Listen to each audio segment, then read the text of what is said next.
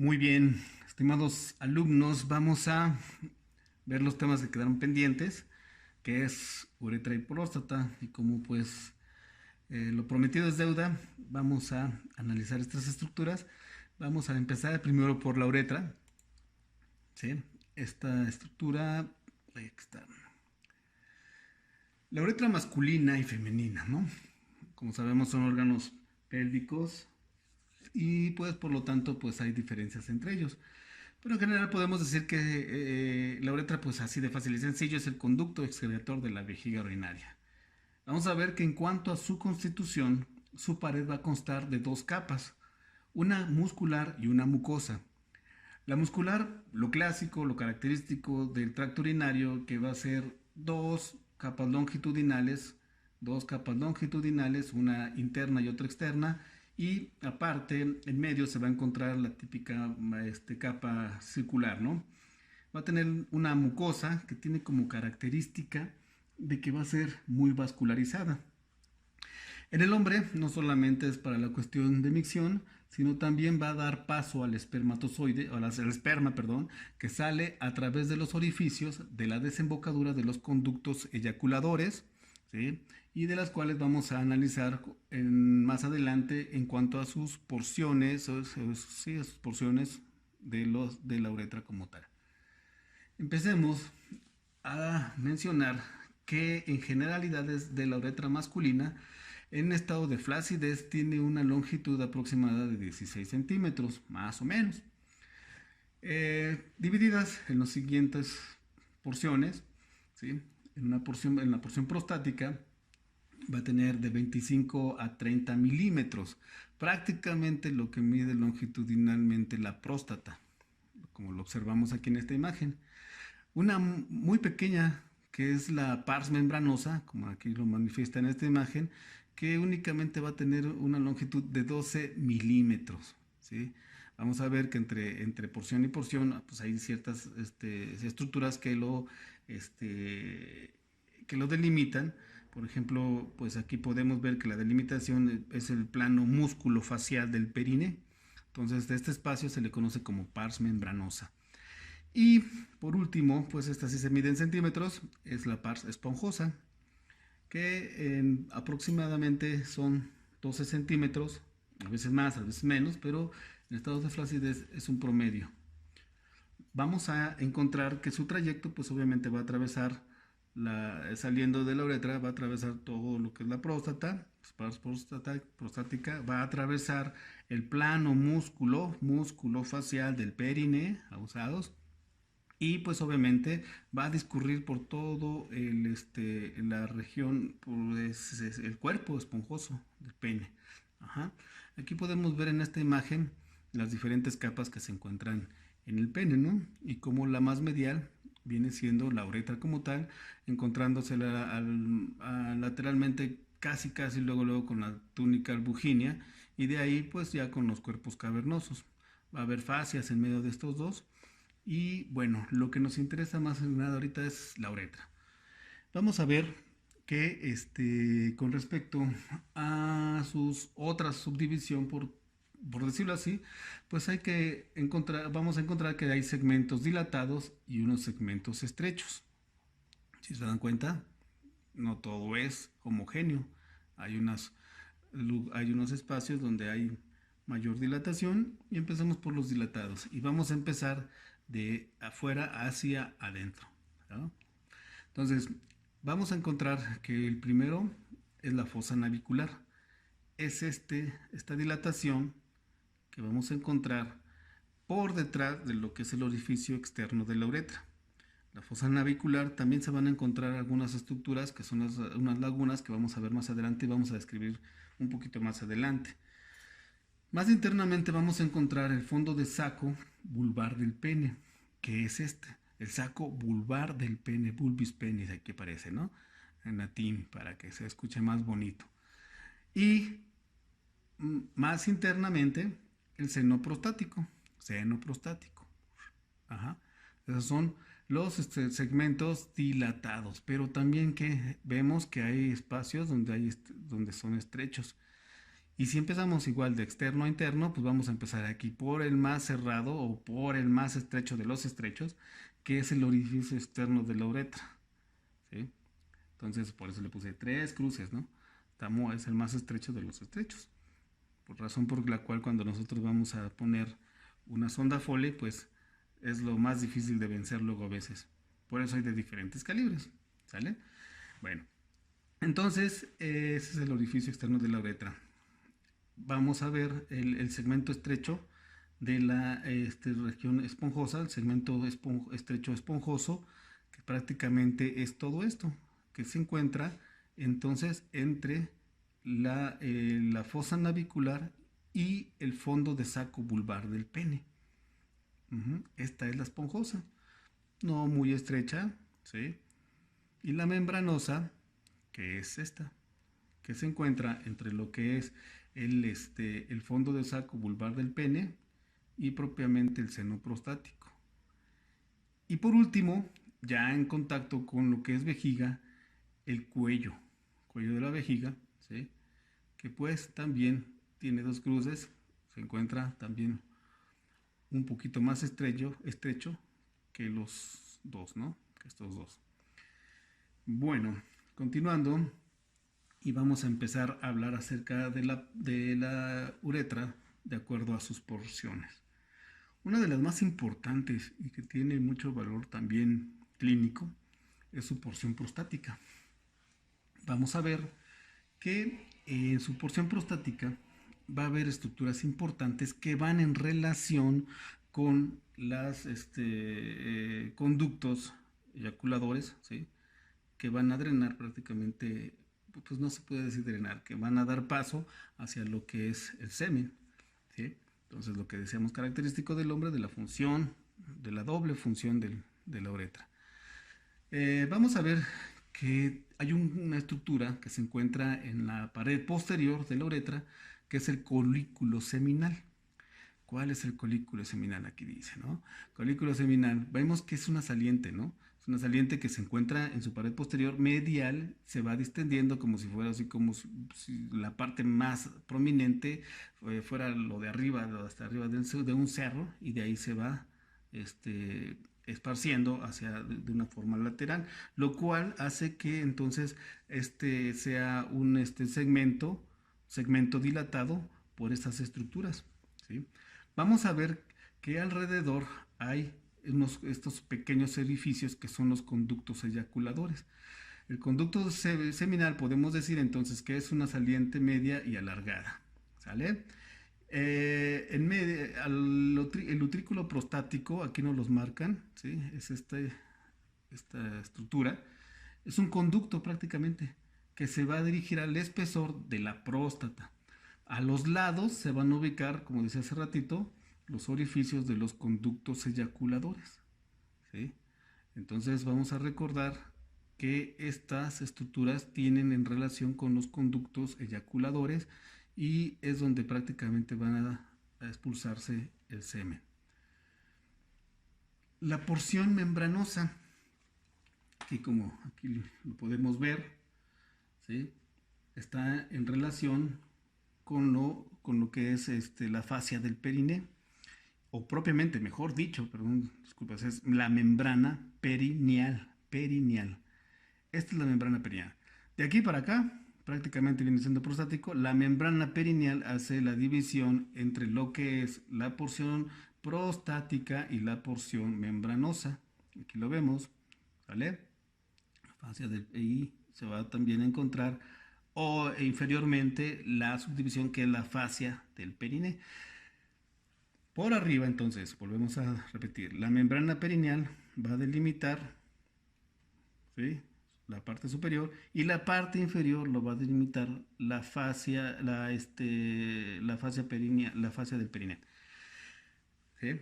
Y entonces esa va a ser la porción membranosa.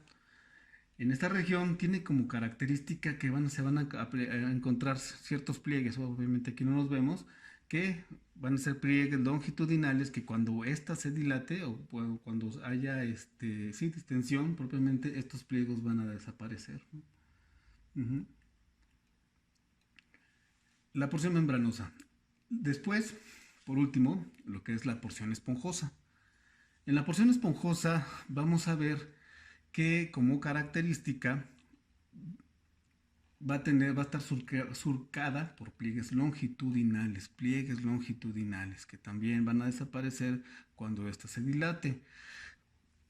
En algunos libros vamos a ver que la pars esponjosa va a tener una pars oculta, ¿sí?, inmóvil, y una pars móvil, ¿sale? Pars oculta, pars móvil. Vamos a encontrar en esta porción numerosos orificios que van a dar acceso a deposiciones, o podemos decir como si fueran excavaciones, ¿sí?, epiteliales, y se les conoce como lagunas uretralis o lagunas de Morgagni, ¿sí? De estas vamos a ver que se le hace una subdivisión que pueden ser lagunas mayores o lagunas menores. Aquí tenemos un ejemplo, y de hecho las lagunas mayores o lagunas magnas se van a encontrar más distales, ¿sí?, que las lagunas menores. Las lagunas mayores van a tener más o menos un promedio de 8 a 10 milímetros de circunferencia, y las menores solamente de 4, ¿no? Así a grandes rasgos, lagunas mayores, lagunas menores.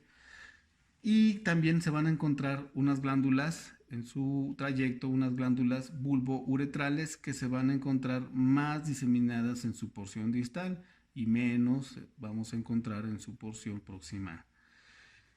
De 1 a 2 centímetros del orificio externo hay un repliegue mucoso. El orificio externo, 2 centímetros, va a haber aquí más o menos lo que es un repliegue mucoso. Nos vamos a acordar acerca de los nidos de golondrina que veíamos en configuración interna del corazón, ¿verdad? Sí, lo característico. Es un repliegue que se va a encontrar en la fosa navicular, como una forma así como de valvulita igual, ¿no? No sé qué relación tendrá entre configuración interna del corazón con estas estructuras, pero bueno. Entonces así le pusieron como en forma de nido de golondrina. Bien, ahora vámonos con su irrigación. La irrigación la vamos a dividir en 3 porciones para que sea más fácil. Una irrigación prostática, que bueno, esta la vamos a dejar pendiente porque la vamos a ver en próstata. Porque la misma irrigación de próstata va a ser la misma irrigación de la uretra en su porción prostática. Pero analicemos la irrigación membranosa. La irrigación membranosa va a estar dada principalmente por ciertas arterias. La arteria pudenda interna, ¿sí?, que vemos aquí, ¿sí?, va a dar unas ramas. No aparecen aquí sus ramificaciones, no encontré francamente una ilustración que pudiera dar las ramas, pero esta va a dar una rama vesical, ¿sí?, una rama vesical, y esa va a irrigar lo que es la porción membranosa de la uretra, ¿sí? Va a tener va a irrigar la arteria renal, la arteria rectal inferior, ¿sí? La arteria rectal inferior, ¿sí?, va a dar unas ramas hacia esta estructura, y la vulvar del pene, vamos a ver esta. Vamos a ver que la arteria pudenda interna también va a dar ramas que son que se le conoce como arteria bulbouretral, ¿sí? Aquí podemos ver la división, como vemos aquí, aquí una dilatación, y después de esto va a discurrir para dar la irrigación de la región esponjosa. Entonces, la irrigación en su porción membranosa está dado por la rectal inferior, por la vulvar del pene y por la rama vesical. En su región esponjosa vamos a ver entonces que si continuamos este caminito, trayecto de la arteria, va a dar paso a la vulvar del pene. ¿Sí? La vulvar del pene, la vulva-uretral. Y fíjense cómo la arteria dorsal del pene también va a dar unas ramitas, ¿sí? En sus porciones más superiores de la uretra. Continuemos. Con respecto a las venas, pues van a ser sus homólogas de las arterias. Vamos a ver que la vena dorsal profunda va a drenar ¿hacia dónde? Hacia los plexos venosos prostáticos, de la cual también van a recibir afluencia de la vena pudenda interna, ¿sale? ¿Para qué? Para que se vayan hacia los plexos venosos prostáticos, de los prostáticos, se van, continúan hacia los vesicales, a los plexos vesicales, y de ahí se van hasta llegar a donde son sus tributarias de la vena ilíaca interna. Y de ahí se continúa hacia la común y de ahí ya, pues, se van hasta llegar hasta la vena, vena cava inferior. Con respecto a su inervación, vamos a poner atención porque también tiene importancia clínica de que principalmente van a ser inervados por el plexo hipogástrico. ¿Sí? Vamos a recordar que el plexo hipogástrico pues vienen siendo ramilletes de este nervio. ¿Cuál? El nervio hipogástrico. El nervio hipogástrico, que lo estábamos viendo también analizando en la estructura de vejiga, va a dar unos plexos superiores, ¿sí? Plexos hipogástricos superiores y unos plexos hipogástricos inferiores. ¿Sale? De aquí van a tener inervación las porciones más proximales de lo que es la uretra. En cuanto a otro nervio importante, es el nervio perineal. Para eso vamos a recordar lo siguiente. Vamos a recordar el nervio pudendo y no se les olvide. El nervio pudendo está formado por 3 nervios o por 3 raíces nerviosas que lo constituyen el sacro 2, sacro 3 y el sacro 4. Vemos aquí, ¿sí? Y cómo da origen a qué. Pasa por detrás y lateralmente de lo que es la espina isquiática, discurre inferiormente formando el nervio pudendo, ¿sí? Y entonces este nervio pudendo va a dar ramillete, un nervio que es el nervio perineal, ¿sí? Y otro que es el nervio dorsal del pene, que es este, ¿sabe? Entonces, los nervios principales de la inervación, tanto aferente como eferente de lo que es la uretra, van a depender del plexo hipogástrico, que va a dar ramas, y del nervio pudendo, que va a ser prácticamente la consolidación de S2, S3 y S4.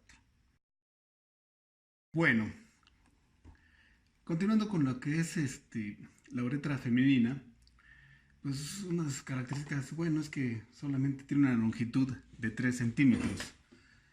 Es muy estrecha. Sin embargo, tiene 2 porciones, como vamos a ver, una porción uretra, una porción pélvica y perineal. Vamos a ver que su dirección es oblicua, inferior y anteriormente. Es oblicua, de superior a inferior y de posterior a inferior, para de ahí terminar en el esfínter, en la uretra, en la porción externa de la uretra, ¿no? Es paralela a la porción más inferior de la vagina, como podemos ver. Aquí este hueco es la vagina, los fondos de saco. Y entonces se va a encontrar paralela a esa en su relación posterior. Tiene una longitud de 13 centímetros. Su punto más estrecho es el orificio externo, igual, ¿no?, que en el hombre. Aquí vamos a hacer un paréntesis. Su punto más estrecho es el orificio externo. Vamos a ver, aquí sí quisiera ahondar un poquito aquí. Vamos a ver estas ilustraciones. Porque, pues bueno, hay que tratar de ubicar bien las estructuras genitales externas de la mujer, porque luego a veces esto nos trae ciertas confusiones. En este dibujo se ve muy claramente cada una de las estructuras, ¿no? Pero obviamente es un dibujo y a verlo realmente, ¿no?, como ya estando en un hospital frente a una paciente. Va a ser entonces superior a la apertura uretral, se va a encontrar lo que es el clítoris, ¿sí? Entonces, arriba del clítoris, por debajo lo que es el conducto vaginal. Aquí podemos ver en una fotografía real, pues como prácticamente no, bueno, de por sí no tiene mucha resolución, pero podemos ver que la uretra, pues luego a veces no se encuentra o se puede confundir con el canal vaginal, y esto se los digo porque luego eso trae a veces errores al momento de ejercer o al momento de preparar a una paciente con una sonda Foley. Entonces, pues resulta que a veces se introduce vaginalmente y no se ubica realmente la uretra. Para poder ubicar más estas estructuras, tenemos que siempre abrir lo que son los labios menores, ¿sí?, para tener una mayor visión de esto, sabiendo que entonces primero se encuentra la estructura, superiormente se va a encontrar la estructura del clítoris, esto que corresponde al prepucio, ¿sí?, entre lo que es el clítoris y el conducto vaginal. Por encima del conducto vaginal va a haber un repliegue y muy pegadito a él se va a encontrar lo que es la papila de la uretra o de la uretra externa, ¿no? ¿Sale? Bueno, entonces decimos que su orificio, punto más, y es eso, ¿no?, que lo más difícil es al principio, ya entrando al orificio externo, pues ya lo demás es más sencillo. Su superficie interna también presenta numerosos orificios, es como si fueran parecidos a los de las lagunas uretrales del hombre. Entonces mencionábamos que tiene dos porciones y estas porciones las vamos a analizar. Bueno, entonces vamos a ver que primero la primera porción es la porción pélvica, que se extiende de lo que es el orificio o el conducto vésico uretral, ¿sí?, y de ahí se va a extender hasta donde está la membrana perineal. Esta estructura de la membrana perineal, solamente dos espacios, lo que es la porción pélvica y la porción perineal, ¿sale? Entonces, va a estar envuelto por el músculo esfínter de la uretra. Este es el músculo esfínter de la uretra, ¿sí?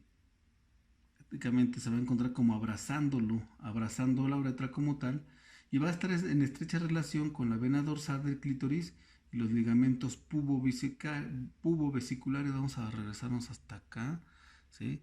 Entonces va a ser paralela a la porción más inferior, ¿no? Entonces lo que decíamos, que esta porción se va a encontrar en relación con la vena dorsal del clítoris y los ligamentos pubovesiculares, ¿no? Lateralmente se van a encontrar lo que son los elevadores del ano, músculo elevador del ano. Ya son estructuras que ya el arco tendinoso, el arco tendinoso del músculo y el arco tendinoso de la fascia pélvica, ¿no? Algunas estructuras que ya más o menos ubicamos y que en medio de ellas se encuentra lo que es el músculo elevador del ano, ¿sí? Y se va a unir a la vagina posteriormente por medio de una capa de tejido conectivo. Esto así vamos a verla aquí, de capa conectivo. Vemos la uretra y pues está dividido, ¿no?, por esta capa de tejido conectivo que también se le conoce como tabique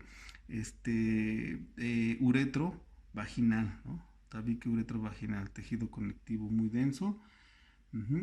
Y en su porción perineal, en su región perineal, vamos a ver que va a estar anterior a la vagina, unido por el tabique uretrovaginal, que lo mencioné, y lateralmente las fascias del diafragma pélvico, lateralmente las fascias del diafragma pélvico, el esfínter uretrovaginal, ¿sí? Y inferiormente vamos a encontrar los cuerpos cavernosos, porque también tiene cuerpos cavernosos, ¿sí? Y el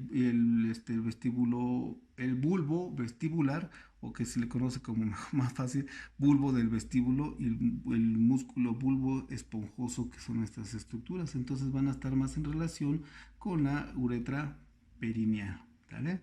Para que después desemboque en su orificio externo de la uretra. En cuanto a su irrigación, aquí cambia, a diferencia del hombre. Vamos a ver que va a estar irrigado por vamos a dividirlo, perdón, primero por la porción pélvica y por una porción perineal.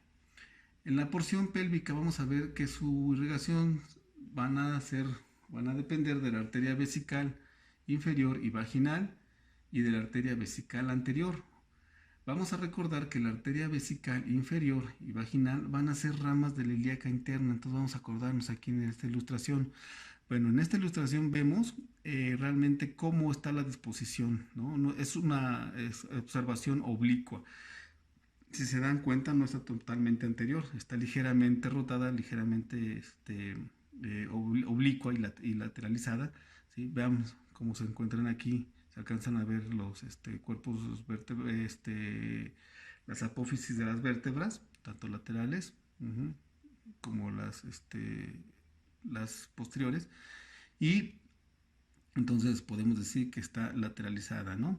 Entonces, al ubicar la posición en la cual se encuentra esta imagen, nos da chance de ver cómo se encuentra la arteria ilíaca interna. La arteria ilíaca interna, entonces, en su descenso, va a dar ramas de la arteria vaginal, y obviamente recordando que pues no todos, no siempre es, en todas las mujeres es igual, pueden haber algunas variaciones, y que prácticamente van a ser estas ramas, estas arteria vaginal o la arteria vesical inferior, van a ser ramas propiamente de ¿qué? De la arteria ilíaca interna. Pudiera ser que en algunas mujeres solamente se encuentre la arteria vaginal, o en otras mujeres la arteria vesical inferior, pero incluso en algunas de las dos, ¿no? Aquí solamente me aparece esta rama que simboliza o que representa lo que son estas ramas de la ilíaca interna que van a dar irrigación en su porción pélvica de la uretra femenina. En la la arteria vesical anterior va a ser rama de la arteria pudenda interna. La arteria pudenda interna es esta que está señalada, la arteria pudenda interna, que también va a ser, a final de cuentas, rama de la ilíaca interna, ¿sí? Que está como forma de arco, ¿sí? Aquí ya no me sigue, en esta ilustración no me sigue no me sigue, pues que se dice, mostrando las ramas que son, ¿no? De la arteria vesical anterior. En cuanto a su porción perineal, igual también va a ser rama de la arteria pudenda interna, no se ve en esta ilustración, pero va a dar ramas de la arteria uretral y arteria vulvar que van a irrigar las porciones más inferiores de la uretra femenina. Sin tantos rodeos, ya las venas vamos a saber que van a vertir hacia el plexo venoso preuretral, al plexo venoso vaginal, y la convergencia de estos dos, o la unión de estos dos, se van a ir hacia lo que es el plexo vesical, y del plexo vesical, bueno, siguen ascendiendo hasta que ser tributarias de la arteria ilíaca interna, y ya de ahí a la común, y ya desde ahí hasta que llegue hasta la vena cava inferior, ¿no? Bueno, los nervios muy parecidos, vamos a entender que van a proceder del plexo hipogástrico, pero también del nervio pudendo, y más que nada en cuanto a su función de sensibilidad. S2, S3 y S4. S2, S3 y S4. Muy parecido a la del hombre, pero bueno, y ahí terminamos lo que es la cuestión de la uretra. Quiero mostrarles el siguiente video. La sonda Foley tiene dos vías, una para el drenaje y otra para el llenado del globo. En este caso es una sonda de calibre 16 con 10 centímetros cúbicos de llenado. Para eso se preparará una jeringa con 10 mililitros de solución fisiológica. A través del extremo distal de la sonda, insertar con la jeringa 10 centímetros cúbicos de agua para comprobar la integridad del globo.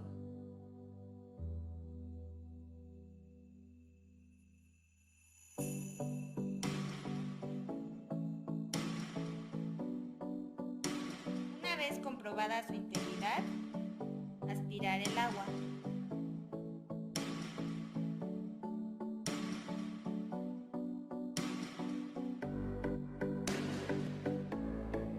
Realizar lavado de genitales con gasas, agua y jabón. Sostener el pene y retraer el prepucio para lavar el glande. En el caso de la mujer, se debe realizar el lavado de la vulva.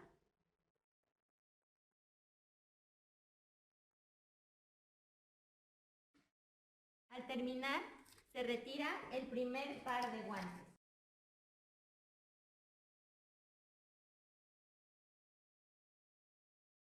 Técnica de instalación de sonda vesical. Lubricar la sonda. Se coloca una gasa alrededor del surco balano prepucial para sostener el pene y colocarlo en posición perpendicular al cuerpo del paciente. Con la otra mano se sostiene la sonda Foley previamente lubricada. La sonda se introduce a través de la uretra hasta llegar al esfínter externo, donde puede haber dificultad, y en ese momento se le pide al paciente que respire profundo y se introduce con firmeza hasta obtener orina.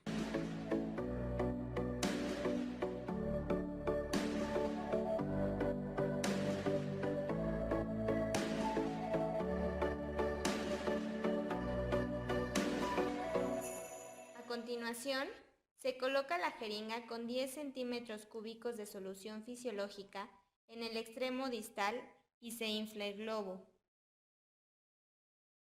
Si no se infla bien el globo, existe la posibilidad de que se produzca la salida de la sonda. Se conecta el extremo distal de la sonda de Foley a la bolsa de drenaje, retirando el sello.